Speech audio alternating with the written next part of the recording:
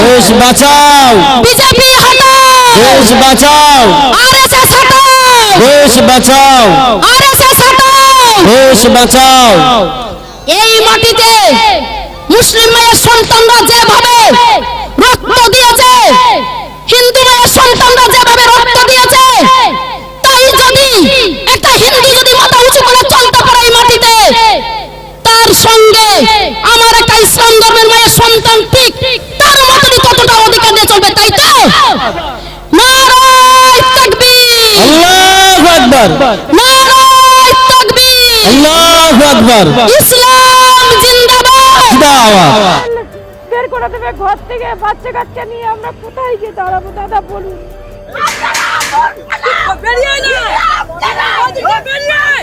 শুভেন্দুর প্রচুর প্রবলেম। শুভেন্দুকে আগে ঠিক করতে বলুন যে উনি আগে বাঙালি, উনি বেজন্মা না উনি কি? আসসালামু আলাইকুম প্রিয় দর্শক, ভারতে শুভেন্দু অধিকারী রীতিমতো তুপের মুখে পড়েছেন, পদত্যাগে বাধ্য হচ্ছে এবং মুসলিমরা হিন্দুরা খেপে গিয়েছে তাদের উপর। আসুন না টেনে একটি লাইক করে শেষ পর্যন্ত দেখি, তাহলেই বুঝতে পারবেন নতুন করে ককরোচ জনতা পার্টি ফুঁসে উঠেছে এই হিন্দুত্ববাদী, কট্টর হিন্দুত্ববাদী সরকার শুভেন্দুর বিরুদ্ধে। না টেনে লাইক করে শেষ পর্যন্ত দেখতে থাকুন।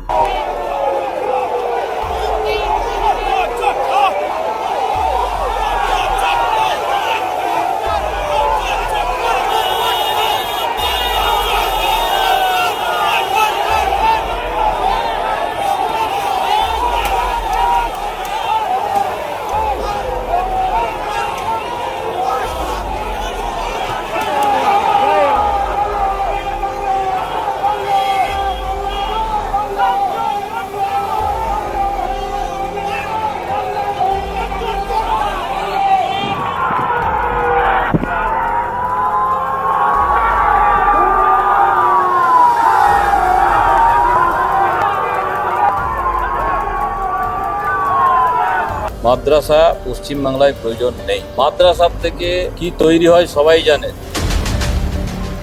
মাদ্রাসার প্রয়োজনেই নেই। আমি ব্যক্তিগতভাবে বলছি মাদ্রাসা তুলে দেওয়া উচিত। পাকিস্তান, বাংলাদেশে কি হচ্ছে আমরা দেখতে পাচ্ছি, সেই জন্য বলছি এটার প্রয়োজন নেই আমাদের এখানে। আর ইনভেস্টিগেশন যা করছে, মাদ্রাসার প্রয়োজন কি আছে সেটা আমি বুঝতে পারছি। মাদ্রাসাতে কি হয়, ডাক্তার ইঞ্জিনিয়ার কি তৈরি হয়, সায়েন্টিস্ট তৈরি হয়, ওখানে মোল্লা তৈরি হয়। এখন একটা ভিডিও দেখছিলাম, ভারত মাতা কি জয় বলতে বলছে বাচ্চাটাকে, সে বলতে চাই বলে এটা বলবো না, বন্দে মাতরম বলতে বলে সেটা বলবো না। তাহলে কি শিক্ষা দেওয়া হয় ওখানে? এটা তুলে দেওয়া উচিত। তো যতজন ধরা পড়ে বিভিন্ন জায়গায়, তার মূল খুঁটিটা ওখানেই পাওয়া যায়। মাদ্রাসার প্রয়োজন এই নির্দেশিকাকে আমি সাধুবাদ জানাই। গভর্নমেন্টের যে স্টেপ খুব ভালো উদ্যোগ, কারণ বিজেপি সরকার না এলে মনে হয় এরকম উদ্যোগ নেওয়া যেত না। মাদ্রাসার প্রয়োজন কী আছে সেটা আমি বুঝতে পারছি। মাদ্রাসাতে কি হয়, ডাক্তার ইঞ্জিনিয়ার কি তৈরি হয়, সায়েন্টিস্ট তৈরি হয়, ওখানে মোল্লা তৈরি হয়। আমার মনে হয় মাদ্রাসা বন্ধ করে দেওয়া উচিত। স্কুল কলেজ যে পঠন পাঠন ভারতীয়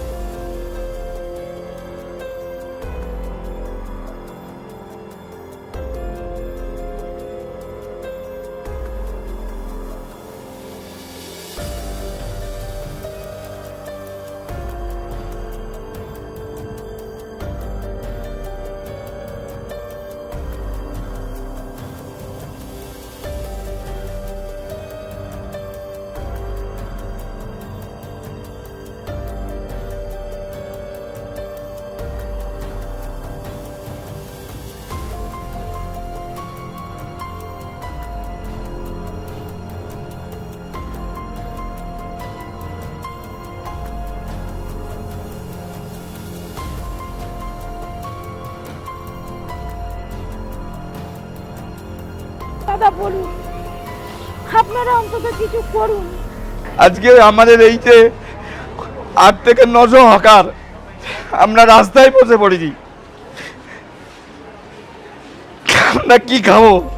আমাদের বাড়ির দুটো বাবা মা আছে, তারাও কি খাবে সেই চিন্তা ভাবনা আমাদের। আমি জানি না, আমাদের কিছু বলার নেই, সব শেষ হয়ে গেল। খাই, আমাদের কিছু বলার নেই, এবার না খেয়ে মরতে হবে, আর কি করবো, উপায় তো নেই। আমাদের তো চাকরি বাকরি নেই, আমাদের এই করেই খাওয়া, এই করে মেয়ের পড়াশোনা করা, সব কিছু এর উপরে নির্ভর। গরিবের পেটে লাথি মেরে সোনার বাংলা গড়ার নাটক আর কতদিন চলবে? শিয়ালদা থেকে দমদম সব জায়গায় হকারদের উচ্ছেদ করা হচ্ছে, যা আসলে সাধারণ মানুষের উপর এক ধরনের অত্যাচার। তাহলে গরিব মানুষদের কাছ থেকে কেন এই ভোটগুলো নিল আর এইভাবে অত্যাচারগুলো কেন? এ যদি গরিব মানুষরা যদি চুরি চামারি করতো, তাদের তো জেলের মধ্যে ঢুকাতো পুলিশ নিয়ে, মেরে পাঠায় দিত। সে কি কাজটা ভালো করছে? ভোটের আগে যারা মা মাসি বলে পায়ে তেল দিয়ে ভোট চেয়েছিল, আজ তারাই এই অসহায় মানুষদের রাস্তার আবর্জনা মনে করছে। যাদের সারাদিনের আয় 300 টাকারও কম, পুলিশ তাদের থেকে 1500 থেকে 3000 টাকা জরিমানা আদায় করছে। বড় বড় পিৎজা আর বার্গারের দোকানগুলো ঠিকই চলছে, সেগুলোতে হাত দেওয়ার সাহস নেই, অথচ রাস্তার ধারের লেবু বিক্রেতা আজ অপরাধী হয়ে গেল। শুভেন্দু অধিকারী তো বড় বড় গলায় বলেছিল, বাংলায় বিজেপি এলে চাকরি দেবে, রেশন দেবে, 1500-এর জায়গায় 3000 টাকা দেবে।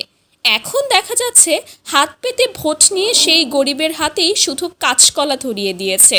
কালকেরা আসলো, এসে পুরো তারটা কেটে দিল, এখান থেকে পুরো তার কেটে দিল।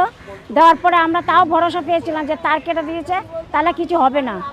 কিন্তু রাত্রির 12টার পরে পুরো আসলো, এসে লাঠি চার্জ করা শুরু করে দিল আমাদের। কোনো আগাম নোটিশ নেই, পুনর্বাসনের বালাই নেই, হুট করে জেসিবি দিয়ে সব গুড়িয়ে দিল।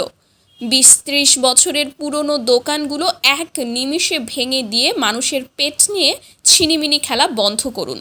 সাধারণ মানুষকে কাঁদিয়ে এই উন্নতির নামে যা চলছে, তা আসলে একটা বড় ধরনের ভণ্ডামি ছাড়া আর কিছুই না। সময় আমাদের মাননীয় শুভেন্দু অধিকারী বলেছিলেন যে হকার তুললে আমি অন্তত বুলডোজারের সামনে দাঁড়াবো। উনি তো এখন আমাদের হয়ে কোনো কথাই বলছেন।